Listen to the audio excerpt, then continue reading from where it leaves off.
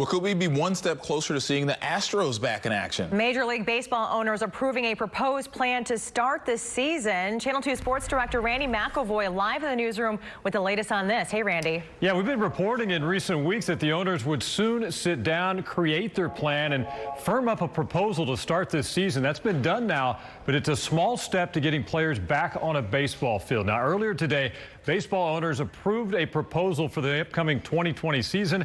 In it, the proposal states the season would start in early July between the 1st and the 4th without fans in the stands. Spring training would begin in late June, either at home ballparks or perhaps, if these teams choose to do so, their spring facilities in Florida or Arizona. It would be an 82-game season, far shorter than a full 162, and players would get a percentage of their 2020 salaries from revenue MLB would receive during the regular season and the postseason as well. Now, this plan is certainly a step in the right direction as owners want to get some form of a season in, but the key now will be the presentation that has to take place with the Players Union. There is no deal unless the Players Union agrees to all of the aspects of this package. They certainly will question salary details, that percentage I was talking about, and most certainly overall safety as well, plus access to family during the course of what will be a shortened season. There's a lot to come through, guys, and that process will continue. Keith and Christine,